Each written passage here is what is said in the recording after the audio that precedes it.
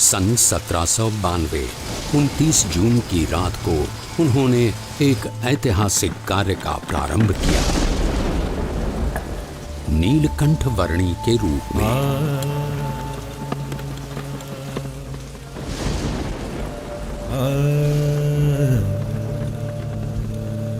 इस संसार के सारे बंधनों को त्याग कर अनंत जीवों के कल्याण के द्वार खोलने के लिए नीलकंठ वर्णी चल पड़े एक अद्वितीय कल्याण यात्रा पर।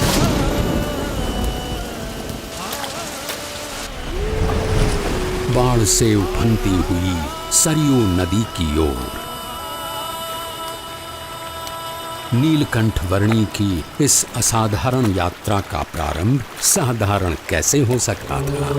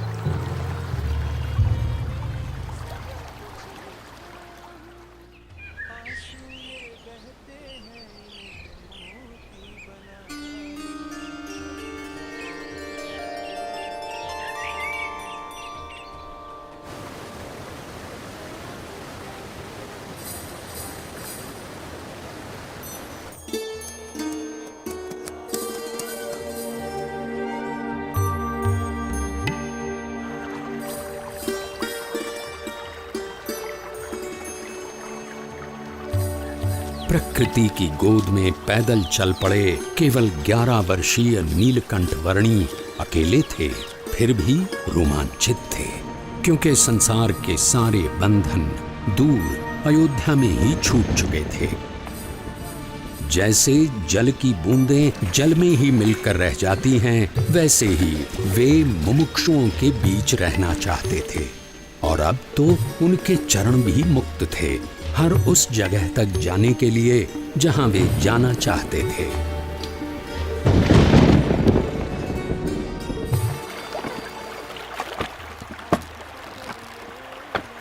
अमरपुर गांव की धरती पर सूर्योदय तो हर रोज की तरह हुआ था, पर आज वहां के लोगों को कुछ अधिक प्रकाश मिला। एक बाल योगी की कांति का प्रकाश।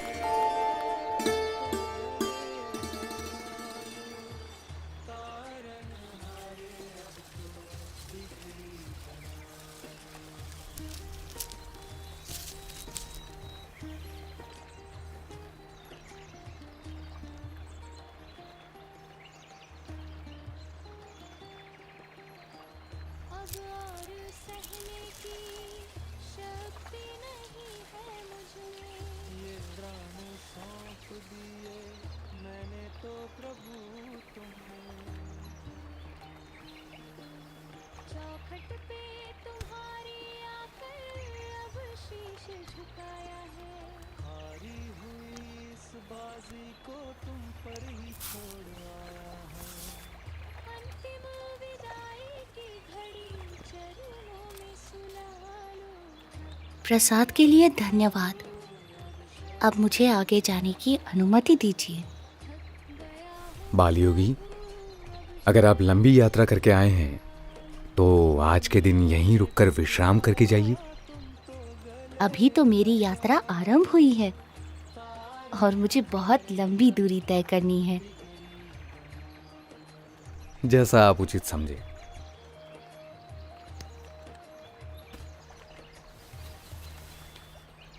ये लीजिए, शाम के लिए कुछ फल साथ ले जाइए।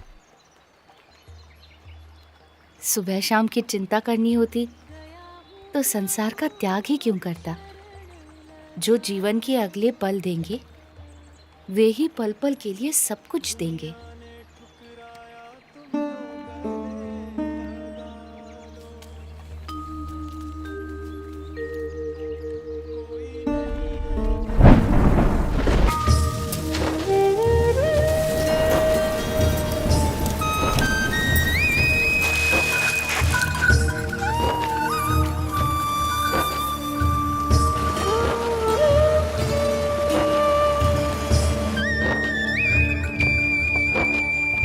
यहाँ के लोधेश्वर महादेव मंदिर का निर्माण महाभारत काल में राजा युधिष्ठिर ने करवाया था, ऐसा माना जाता है। महादेव जी का यहाँ सदैव निवास है।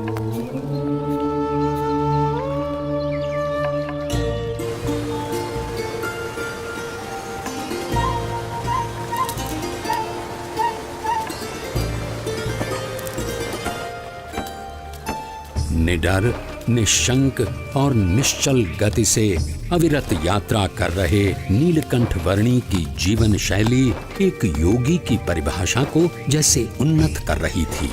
जो कुछ भी भोजन मिले उससे निर्वाह कर लेना उनकी आदत बन चुकी थी।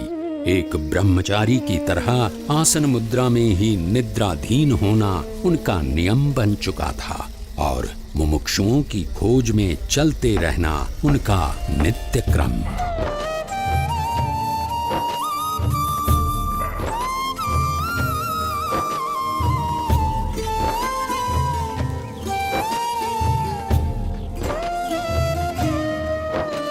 नैमिषारण्य की धरती पर जब नीलकंठ वर्णी का आगमन हुआ तब उनकी भेंट वहां वर्षों से योग साधना कर रहे मुनिगण से हुई।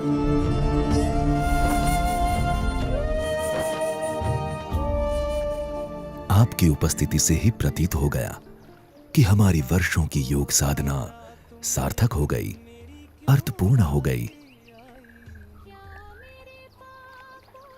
योग साधना की अर्थपूर्णता तब होती है जब योगी ब्राह्मी स्थिति को प्राप्त कर प्रत्यक्ष परब्रह्म में जुड़ जाए, ऐसा भगवत गीता में कहा गया है। ऐसी ब्राह्मी स्थिति के लिए कठिन से कठिन योग साधना करने के लिए हम तैयार हैं। उसके लिए सर्वप्रथम अपनी आत्मा, ब्रह्म और परब्रह्म के स्वरूपों की भिन्नता को यथार्थ रूप में समझना आवश्यक है। हमने इतनी साधना की, किंतु आज तक ऐसा कुछ तो सुना ही नहीं।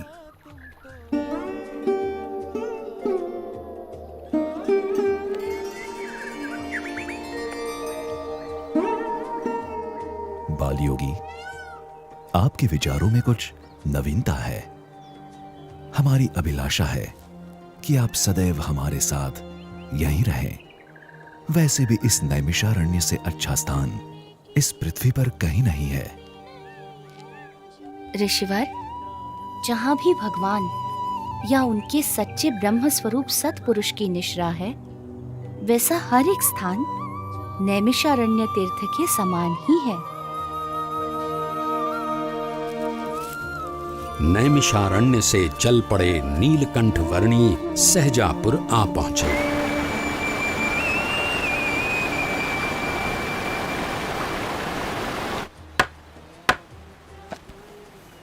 अरे देखो वो कौन कूद रहा है। अरे अरे अरे रुको, नदी में मत कूदना, भयानक तूफानी बाढ़ चली है।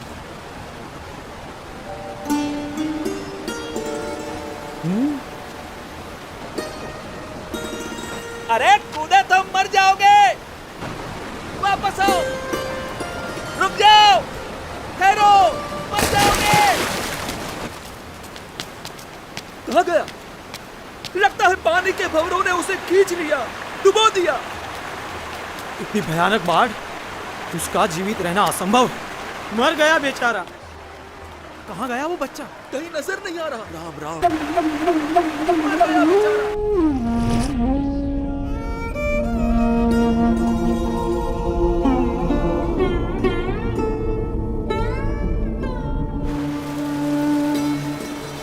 कहीं नजर नहीं आ रहा। पानी के भंवरों ने उसे खींच लिया। राम राम।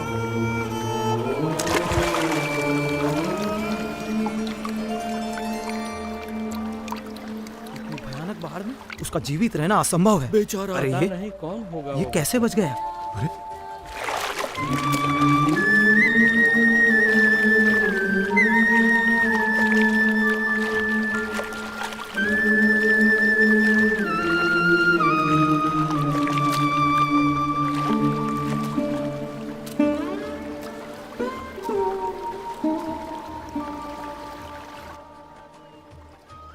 आप इतनी सहजता से इतनी तूफानी बाढ़ में कैसे कूद गए? आपको डर नहीं लगा? भीतर की शांति ऊपर के तूफानों को भी शांत कर देती है। ऊपर के तूफानों से डरोगे तो भीतर की शांति कैसे पाओगे?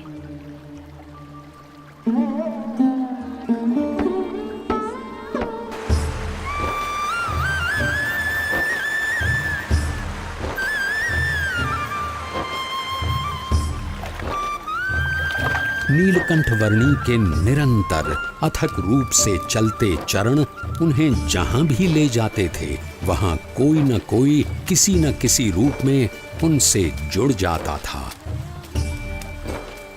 बरेली गांव में भी कुछ ऐसा ही हुआ। अरे पिछले साल तो इतनी बाढ़ आई थी कि गांव के सारे घरों में पानी घुस गया था। यहाँ तक कि हमारे खेतों में भी फसल बर्बाद होते होते रह गई थी। हम भी अपनी भेड़ बकरियों को बड़ी मुसीबत से बचा पाए थे। वैसे भी कुदरत के सामने हम क्या कर सकते हैं?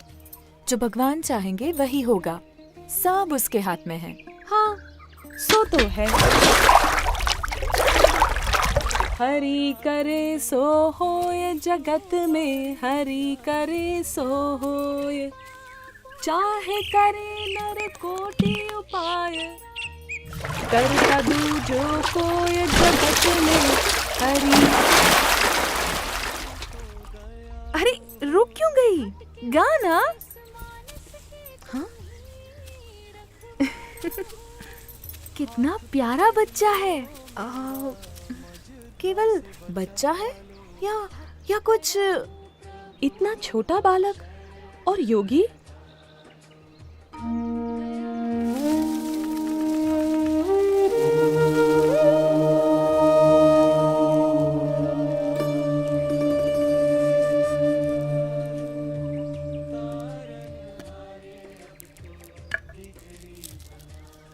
बेटा, तुम कौन हो?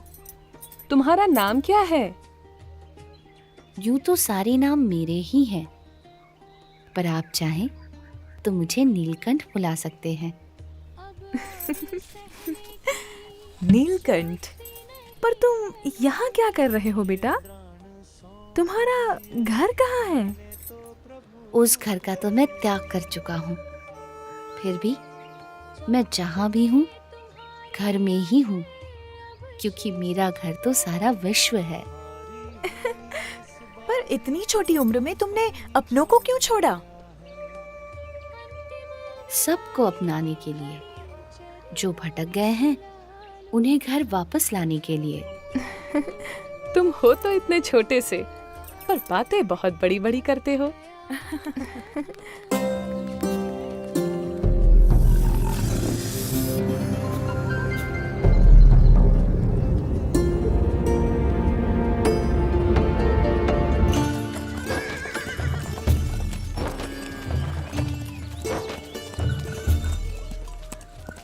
भैया, यहाँ आसपास में कोई जगह है जहाँ नारद जी ने तपश्चर्या की थी? हाँ, उस जगह का नाम ही नारद वन है। यहीं से उस तरफ का रास्ता पड़ता है। अरे वो बच्चा अकेला जा रहा है। किंतु तुम्हारा अकेले वहां जाना ठीक नहीं होगा, बड़ी भयानक जगह है। नीलकंठ वर्णी ऐसे भयानक वनों में भी सहज रूप से चले जाते थे, जहां दिन में भी सूरज की किरणें प्रवेश नहीं कर सकती थीं।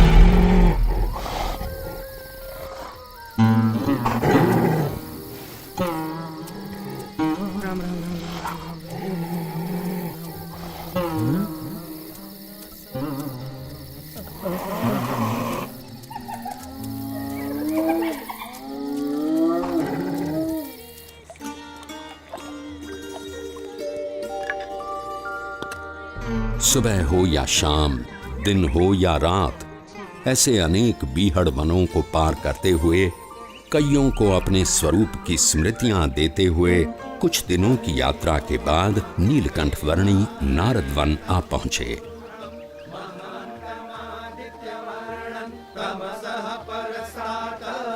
तमेव विदित्वाति मृत्युमेति नान्यः पन्था विद्यते पुरुष एवेदगुं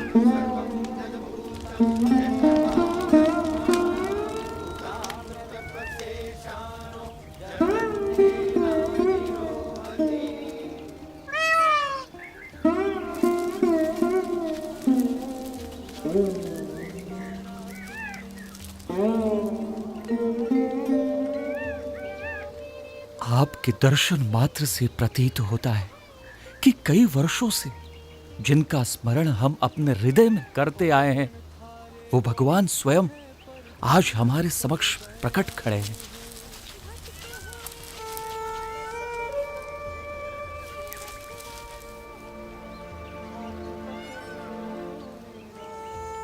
आप सबने परमात्मा की प्राप्ति का जो मार्ग चुना है, उसी में मनुष्य जीवन की सार्थकता है। ये मार्ग विकट है, पर हमें इस मार्ग पर चलते रहना है। चाहे कितनी भी समस्याएं आए, कितनी भी बाधाएं आए और मृत्यु भी क्यों न आ जाए, किसी भी परिस्थिति में हमें उठ खड़ा होना है। सच्चे भाव से, सच्ची लगन से परमात्मा प्राप्ति के मार्ग पर चलते रहना है, तो परमात्मा कृपा करके हर अंधेरे को दूर कर हमारे जीवन में उनकी प्राप्ति की सुबह लाएंगे। नीलकंठ वर्णी की कल्याण यात्रा में कई ऐसे लोग थे जिन्होंने उनकी सेवा का अवसर जाने न दिया। ये भी ग्रहण की। चाहे वो कोई सामान्य भाविक जन हो या फिर स्वयं गंगा जी भी क्यों न हो।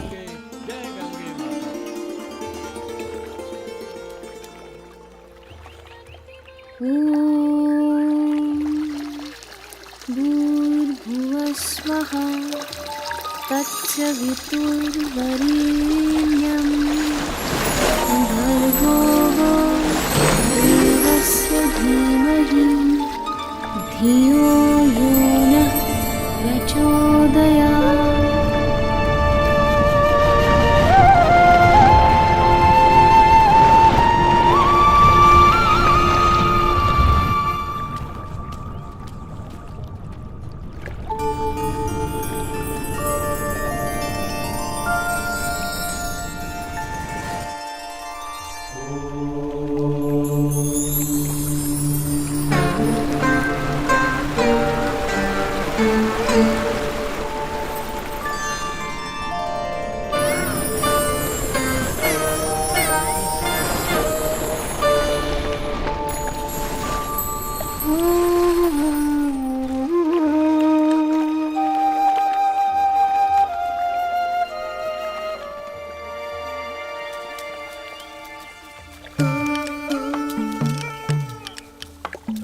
संत मिले कर थाम करावे, प्रभु पद में दृढ़ प्रीति। संत मिले कर थाम करावे, प्रभु पद में दृढ़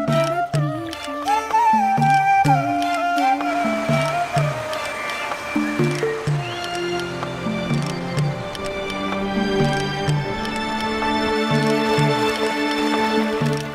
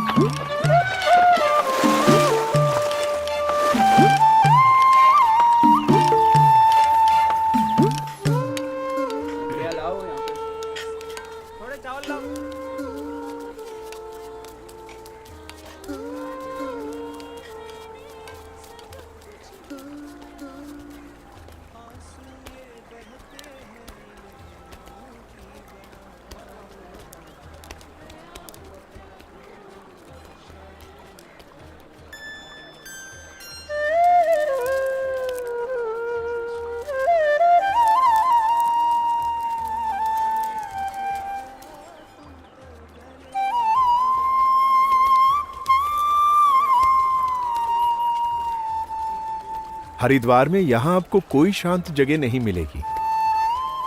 मेरे साथ आइए, मैं आपको ऐसी जगह ले चलता हूं जहां शांति हो, एकांत हो।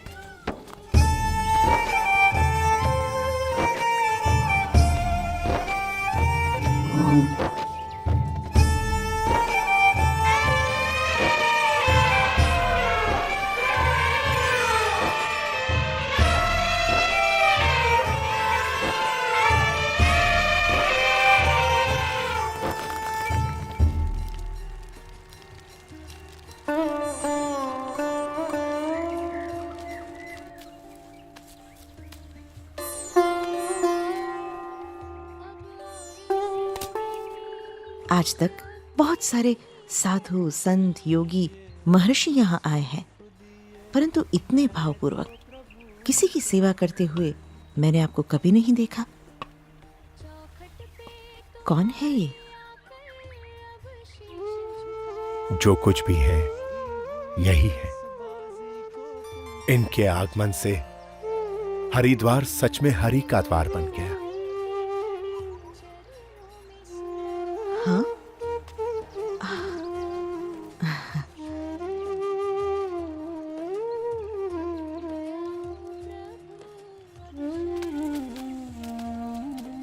आपकी बड़ी कृपा कि आपने हमें दर्शन दिए।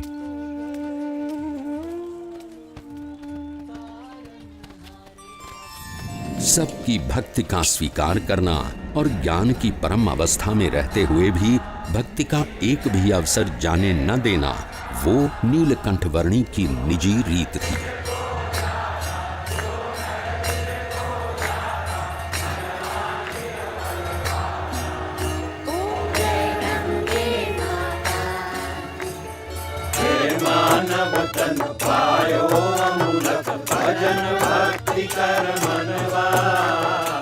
जन्माष्टमी के दिनों में नीलकंठ वर्णी तपोवन आ पहुंचे।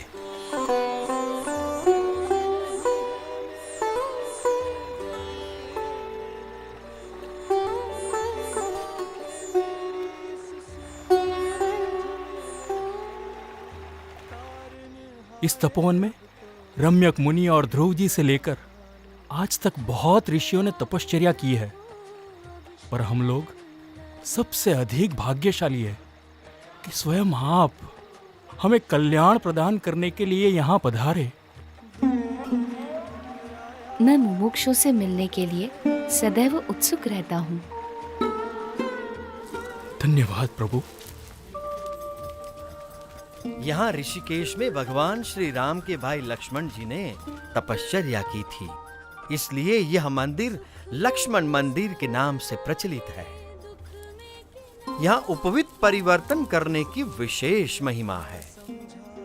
मनुष्यों और परमात्मा के बीच का एक मार्ग प्रस्थापित करने के लिए कटिबद्ध और भवसागर में डूब रहे जीवों को उबारने के लिए संकल्पबद्ध नीलकंठ वर्णी ने गढ़वाल प्रदेश में अपनी कल्याण यात्रा को आगे बढ़ाया।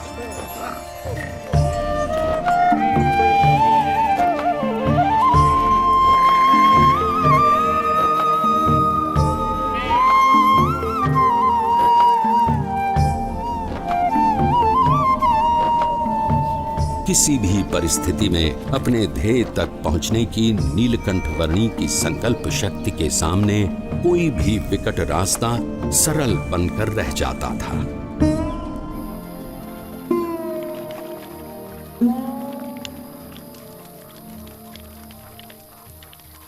अरे उस बच्चे को देखो, इतनी ठंड में इतने कम कपड़े, ये जिंदा कैसे रहता होगा? प्रकृति की हर कठिनाई को हंसते मुंह सहकर भी प्रकृति के तत्वों का आनंद लेते रहना नीलकंठ वर्णी के लिए सहज था। उनकी ये विलक्षणता कभी कभी प्रकृति के तत्वों में भी ऊर्जा का संचार कर देती थी।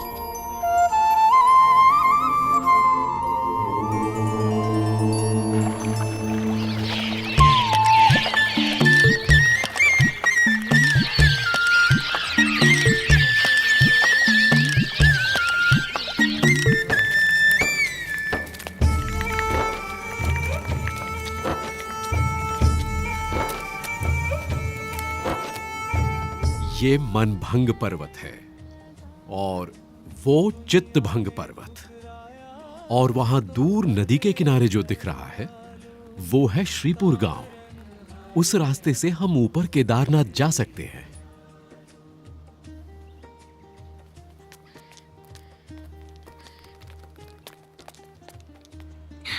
ये क्या बना रहे हो? ये जीव है और ये ईश्वर है, और ये उनके ऊपर माया का घोर अंधकार। ये क्या? और माया से भी पर ये है ब्रह्म, और सबसे पर परब्रह्म। ये क्या देख रहा है? बेटा, तुमने सन्यास ले लिया है। अच्छा किया है, पर इतनी छोटी उम्र में तुम्हें क्या पता कि कितना संघर्ष, कितनी विकटताएं होती हैं एक सच्चे सन्यासी के जीवन में। यदि पुरुष प्रयत्न में कोई कमी न रहे तो परमात्मा कृपा करके सारी विकटताओं को पार करवा देता है। अगर मन के पक्के हो तो शायद तुम निर्भयता से घने वनों को पार कर लोगे, भयानक जानवरों का भी सामना कर लोगे, और ऐसी कई विकटताओं को पार कर लोगे जो सामान्य मानव नहीं कर पाता। पर सन्यासी का जीवन अपने आप में एक संघर्ष है। साधु का जीवन कोई गुलाब के फूलों की सेज नहीं कि जिस पर आराम से सो जाओ, पर वो दो धार वाली तलवार है जिस पर मृत्यु पर्यंत चलना है। जहां ध्येय शुद्ध हो वहां उसे पूर्ण करने के सारे मार्ग परमात्मा तय कर देते हैं।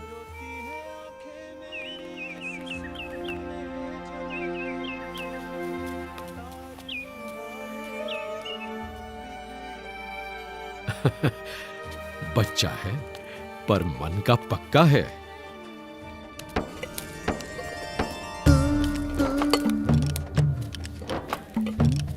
दुर्गम पहाड़ियों के बीच से भी रास्ता निकाल लेना, भयानक परिस्थितियों से भी बड़ी सहजता से निकल जाना, और भोजन के लिए जो कुछ भी मिले उससे अपने शरीर को अनुकूल कर लेना नीलकंठ वर्णी भली भांति जानते थे।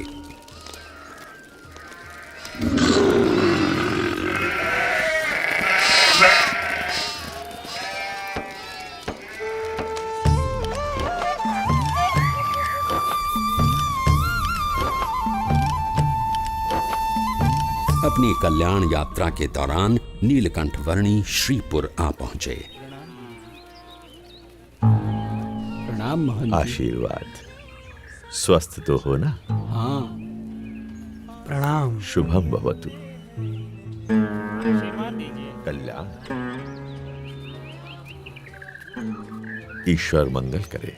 बाल योगी है, सुबह से यहीं ठहरे हैं।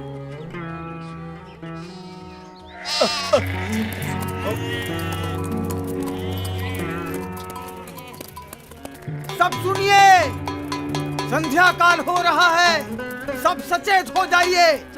अपने मवेशियों को घर के अंदर ले लीजिए, बच्चों को भी ले लीजिए, सचेत रहिए।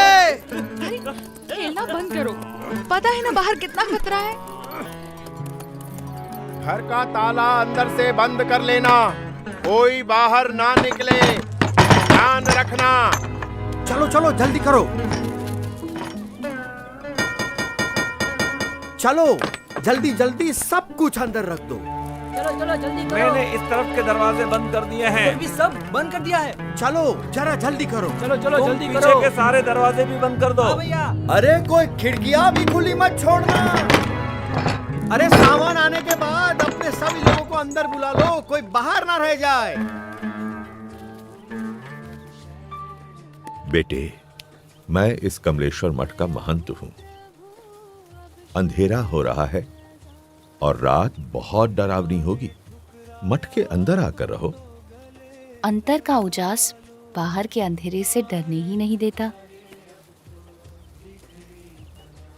अच्छा, अगर मठ में रहना नहीं चाहते हो तो फिर श्रीपुर गांव में कोई और ठिकाना ढूंढ लो, लेकिन यहां मत रुको। मैं बस्ती से दूर एकांत में रहना अधिक पसंद करता हूँ। लेकिन यहां रुकने में खतरा है। यहां रात में खूंखार जानवर आते रहते हैं। इंसान हो या मवेशी, किसी का भी शिकार कर लेते हैं। यहां रात की हवा में मृत्यु मंडराती रहती है।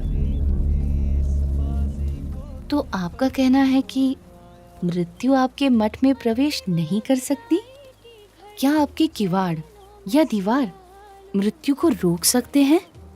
मृत्यु को तो कोई नहीं रोक सकता मेरे बच्चे, लेकिन सामने से मृत्यु को गले लगाना भी तो उचित नहीं। यदि मृत्यु को कोई रोक ही नहीं सकता तो उससे डरना भी क्यों? जीवन से मोह ही भय का कारण है। जहां मोह नहीं वहां भय नहीं। तुम बालक भी हो और योगी भी।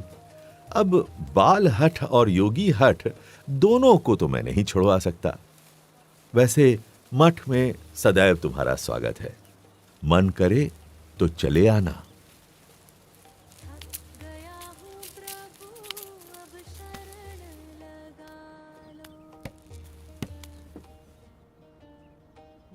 मुझे भय है, अगर कोई जंगली जानवर आ गया तो इसकी मौत निश्चित है।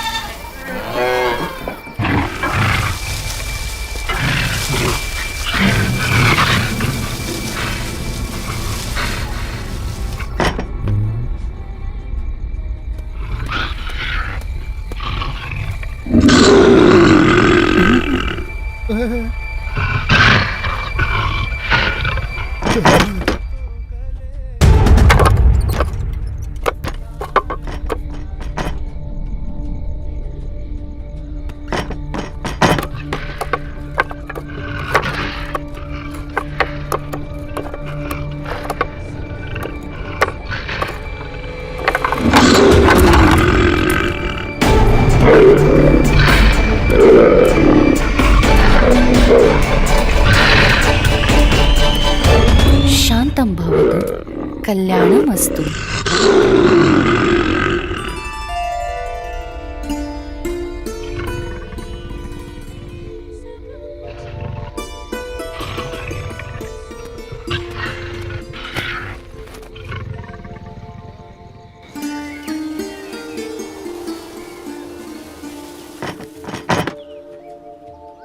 ये क्या? मैं ये क्या देख रहा हूं? अकल्पनीय। जहां दिव्य प्रेम हो वहां भय नहीं हो सकता।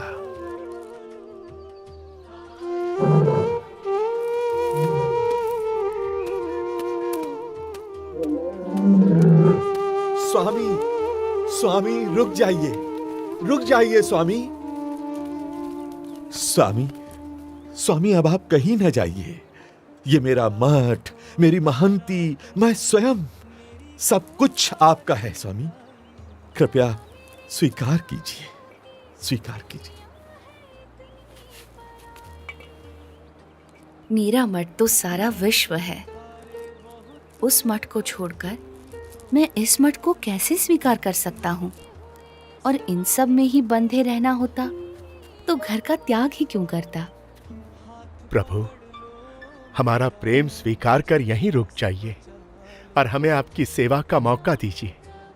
जब तुम दूसरों की सेवा करते हो तो मेरी ही सेवा करते हो। जब तुम दूसरों को प्रेम करते हो तो मुझे ही प्रेम करते हो।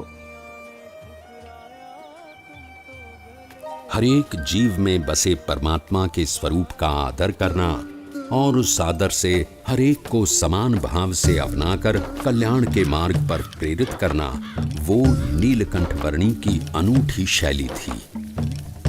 नीलकंठ वर्णी किसी भी प्रकार के भय से मुक्त थे और दिव्य प्रेम से युक्त थे, और इसीलिए कोई भी मुमुक्षु जीव बड़ी सहजता से नीलकंठ वर्णी से जुड़ जाता था।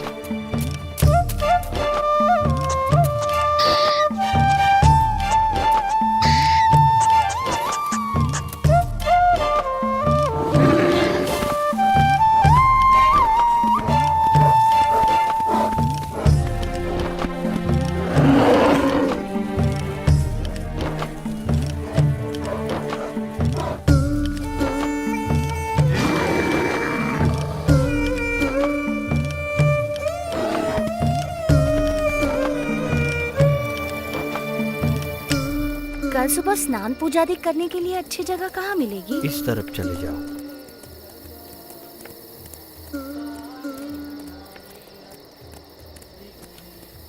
गंगे च यमुने चैव गोदावरी सरस्वती स्नानं करोमि ते जलैः अन्नं चतुर्विधं स्वादु भोज्यं समर्पयामि।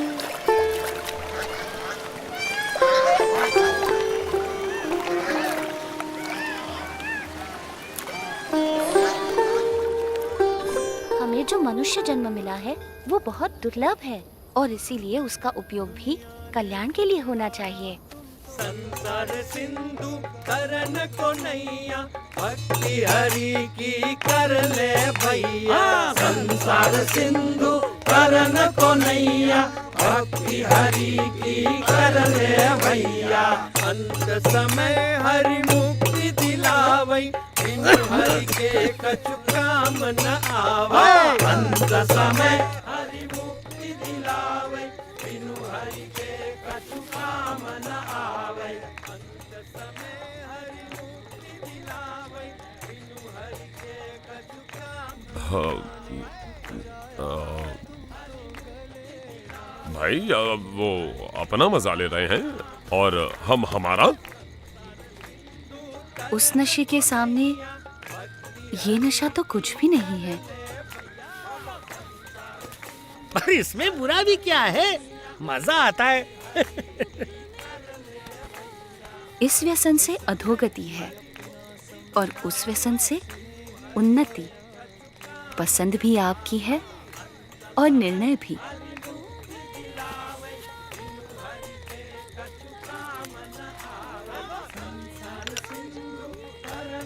नैया भक्ति हरि की कर ले भैया।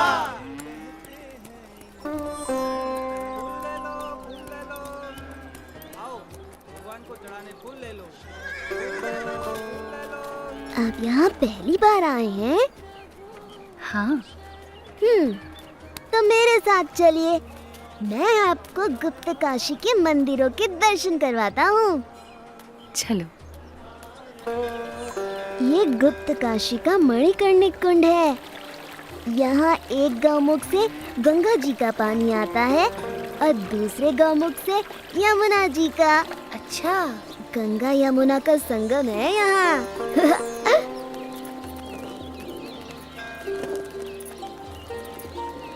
ये विश्वनाथ मंदिर है और ये पास में है अर्धनारीश्वर मंदिर।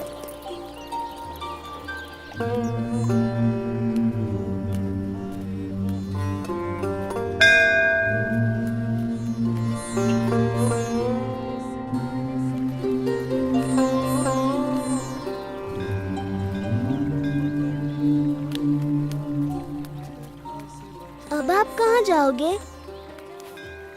गुप्त प्रयाग और त्रियुगी नारायण से होते हुए गौरी कुंड और वहां से केदारनाथ। इतना दूर?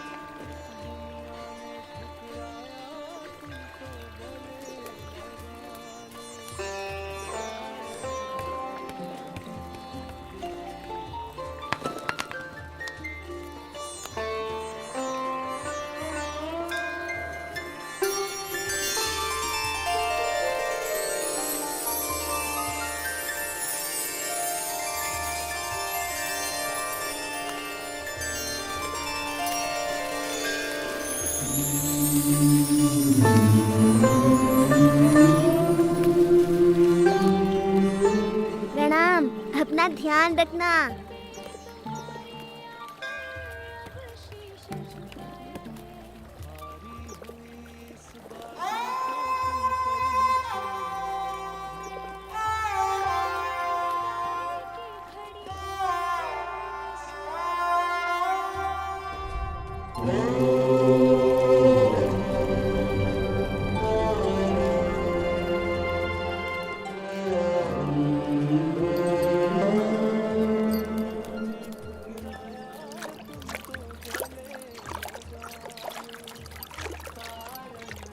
आहा, ये गौरी कुंड भी ऊपर वाले का चमत्कार है। चारों तरफ केदारनाथ की ठंड और उसके बीच में इस गौरी कुंड का गर्मीला पानी। आहा, बस जी भर के नहाओ, ठंड की कोई फिक्र नहीं।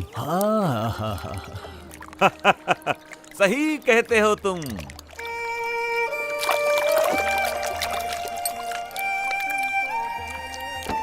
गौरी कुंड से नीलकंठ वर्णी केदारनाथ की ओर चल पड़े। कोई भी ऐसा संजोग नहीं था जो इस 11 वर्षीय बालक की कल्याण यात्रा में बाधा डाल सके, चाहे वो शरीर की थकान हो या विकट से विकट रास्ता।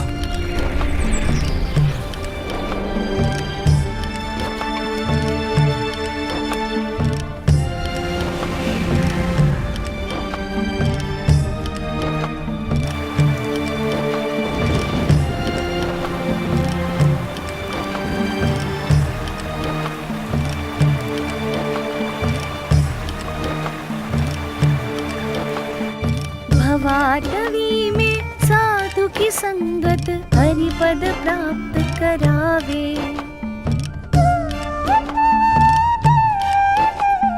ओ साक्षात केदारनाथ। जय केदार।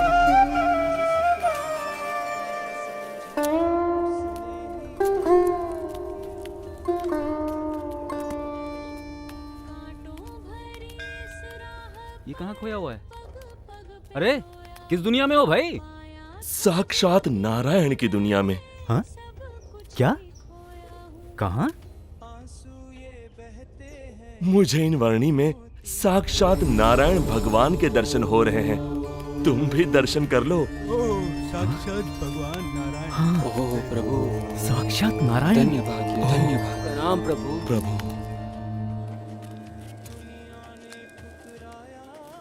मान लो कि तुम यहाँ केदारनाथ में हो। ये रहा केदारनाथ और तुम्हें जाना है यहाँ बद्रीनाथ में। हाँ, ये रहा बद्रीनाथ। अब सवाल ये है कि भाई जाओगे कैसे?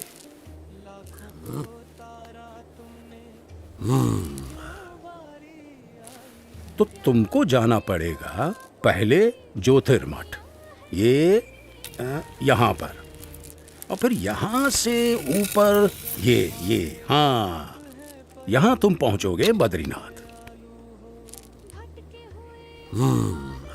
ये तो बड़ा लंबा रास्ता है, ज्यादा समय लग जाएगा। यही एक भला चंगा रास्ता है जो तुम्हें सही सलामत पहुंचा सके। और कहीं इधर उधर भटकने गए तो हमेशा के लिए भटक जाओगे। किसी जंगली जानवर का शिकार हो जाओगे या भटकते भटकते ही मौत के मुंह में जा गिरोगे। हाँ, फिर तो हम इसी रास्ते से जाएंगे। हाँ भाई, क्या कहना है तुम्हारा? हाँ भाई, जान बचेगी तो ही तो बद्रीनाथ पहुंचेंगे। हाँ?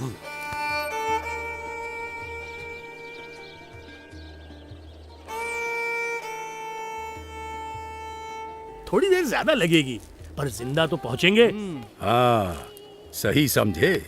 हाँ भाई, सुरक्षित रास्ते से ही चलेंगे।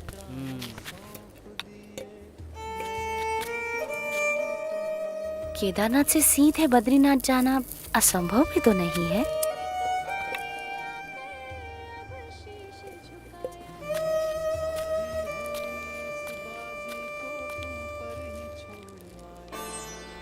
केदारनाथ से सीधे बद्रीनाथ, एक ऐसा मार्ग जिससे गुजरने के बारे में कोई सामान्य मानवी तो सोच भी नहीं सकता था, जहां मानो मनुष्य जीवन का अस्तित्व ही नहीं था।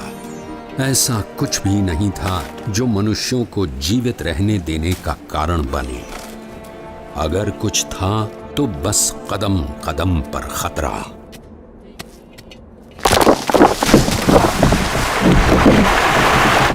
शून्य के नीचे का तापमान जो पानी को पीने के लायक भी नहीं छोड़ता था।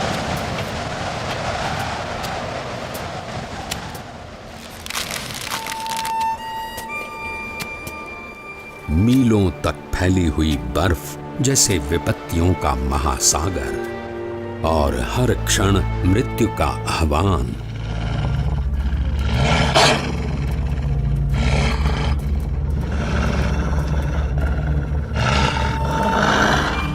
पर केवल 11 वर्ष का एक बालक कृतनिश्चयी था अपने ध्येय तक पहुंचने के लिए।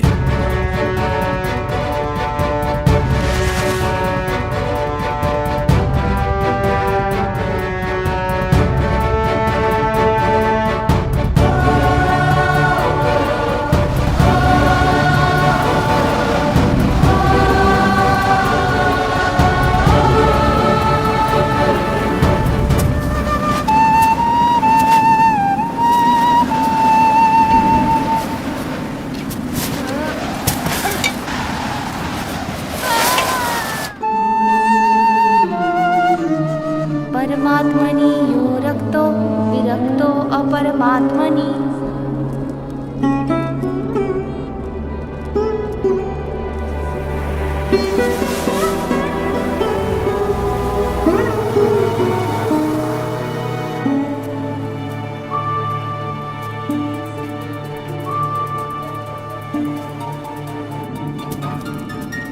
परमात्मनि यो रक्तो विरक्तो अपरमात्मनि।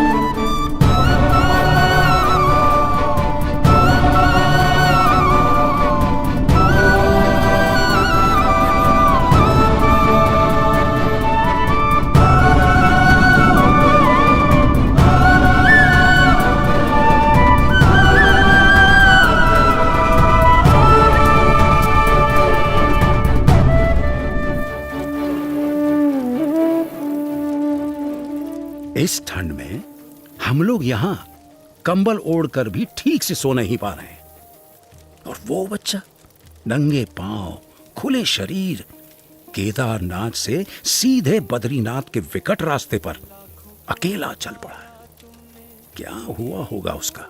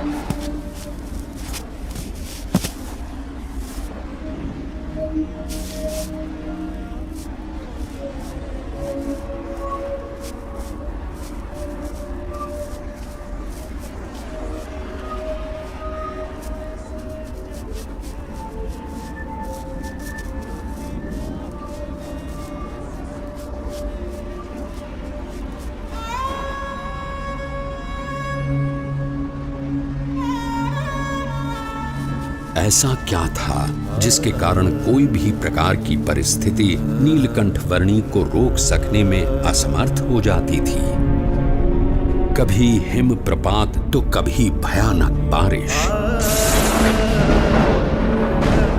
अनजान और निर्जन रास्तों में जंगली जानवरों से आकस्मिक भेंट,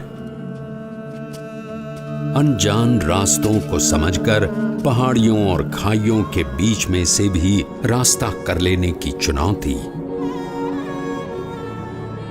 और आराम करने के लिए धरती का बिछौना और आकाश की चद्दर। नीलकंठ वर्णी की दृष्टि में ऐसा कुछ भी नहीं था जो इस मनुष्य शरीर से नहीं हो सकता था। देह भाव से पर और मनोभाव से पर नीलकंठ वर्णी की आध्यात्मिक स्थिति ही ऐसी थी जो किसी भी परिस्थिति से ऊपर उठकर उनकी कल्याण यात्रा को आगे बढ़ाए रखती थी।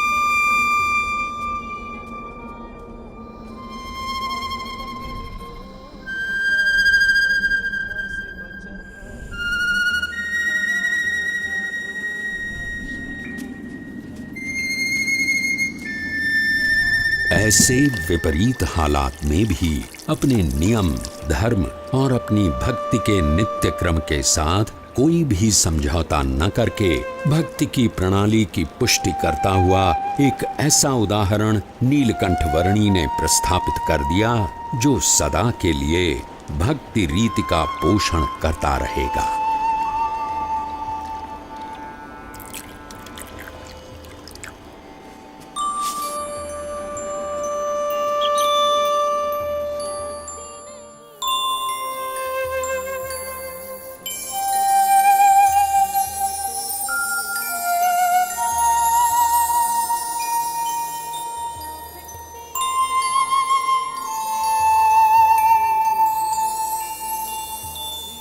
आज के समय में भी कई लोग साथ मिलकर बहुत सारी सुविधाओं के साथ जिसे पार करने के लिए हिचकिचाते हैं, वैसा केदारनाथ से सीधे बद्रीनाथ जाने का लगभग 75 किलोमीटर का मार्ग नीलकंठ वर्णी ने नंगे पांव, खुले शरीर, अकेले केवल 9 दिनों में पार कर लिया।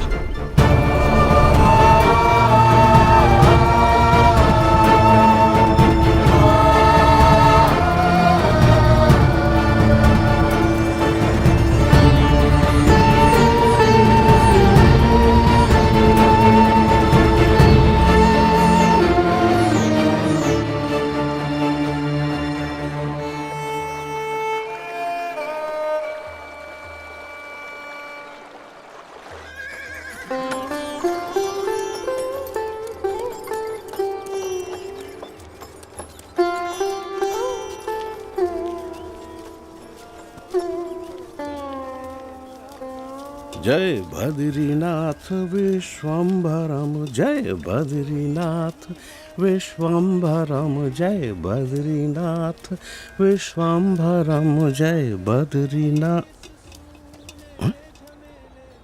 अरे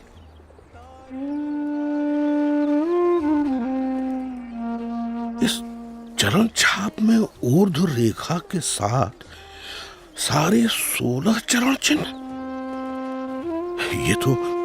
ये तो स्वयं परमात्मा के चरणों की छाप है। कहाँ है वो?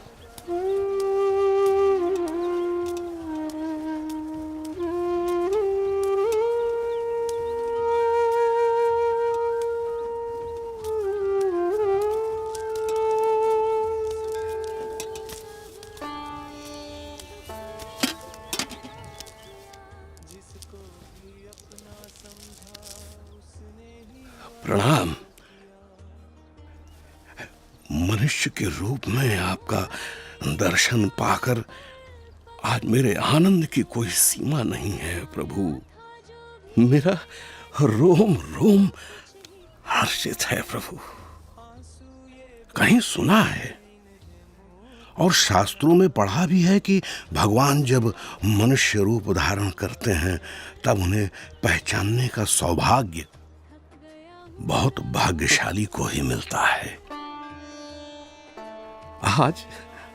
आज मेरे जन्मों जन्म के भाग्य खुल गए कि आपके प्रत्यक्ष दर्शन हो गए। आपने क्या नाम ग्रहण किया है प्रभु? मेरा नाम है नीलकंठ। नीलकंठ। आप कहां से आए हैं प्रभु? अनेर देश से। ऐसी तो कोई जगह का नाम मुझे याद नहीं प्रभु। मेरी समझ में आए उस तरह से बताइए। कहां से यात्रा आरंभ की, किन किन तीर्थ स्थानों को अपनी उपस्थिति से पावन किया, कहां ठहरे? मैंने आषाढ़ मास में अयोध्या से सरयू पार की और अमरापुर आया। हिंडोला के दिन नारद वन में बिताए और पवित्र एकादशी हरिद्वार में की। तपोवन में जन्माष्टमी का उत्सव मनाया। लक्ष्मण झूला के पास लक्ष्मण मंदिर में उपवीत परिवर्तन किया। गणेश चतुर्थी श्रीनगर में, ऋषि पंचमी उद्धव वन में और जल जलनी एकादशी एवं वामन द्वादशी गुप्त काशी में की। त्रियुगी नारायण में पूर्णिमा करके श्राद्ध पक्ष मैंने गुप्त प्रयाग और केदारनाथ में बिताया और नवरात्रि के आरंभ में केदारनाथ से चलकर पहाड़ों को पार करके आज नवरात्रि के 9वें दिन यहाँ बद्रीनाथ आया हूँ। और आपका भाव है, इसलिए दीपोत्सव और अन्नकूट उत्सव यही आपके साथ मनाऊंगा। अवश्य प्रभु।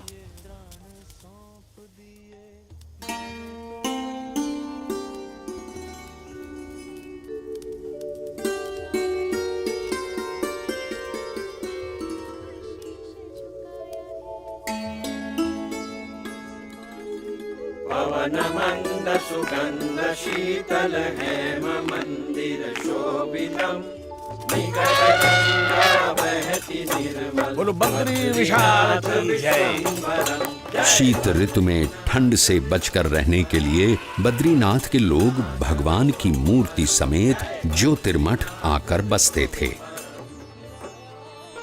नीलकंठ वर्णी भी उनके साथ ज्योतिर्मठ आए।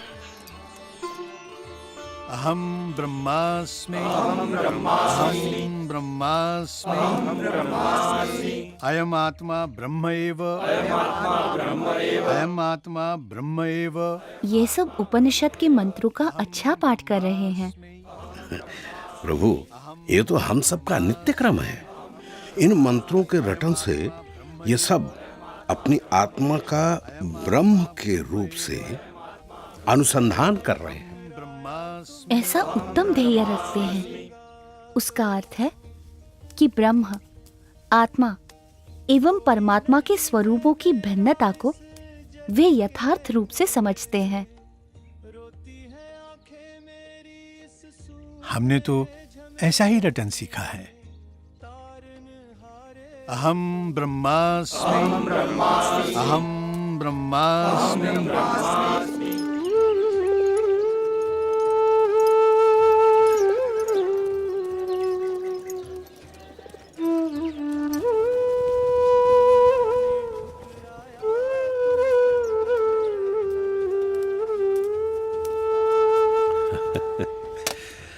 क्या देख रहे हो बाल योगी?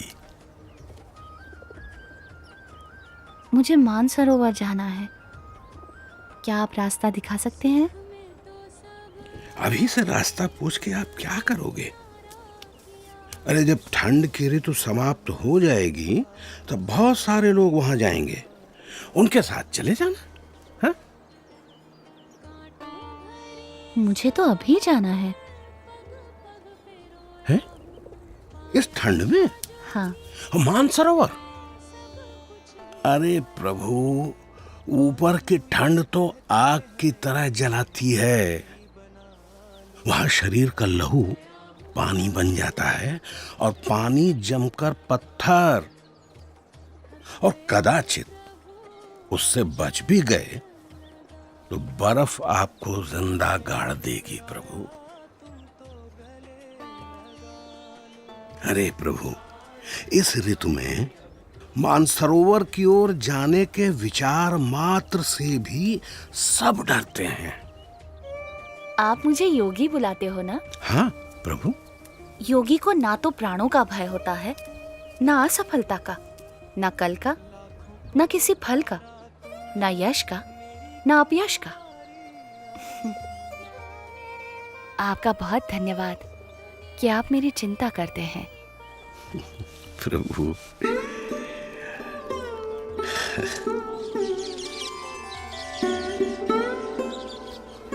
ऊपर की ठंड से बचने के लिए कंबल पर्याप्त तो नहीं है, फिर भी स्वीकार कीजिए।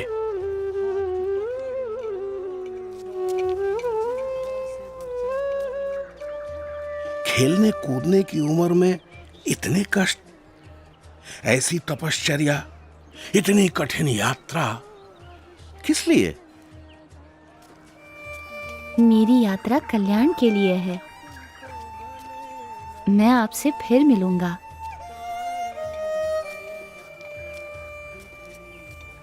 आपके दर्शन की प्रतीक्षा रहेगी प्रभु।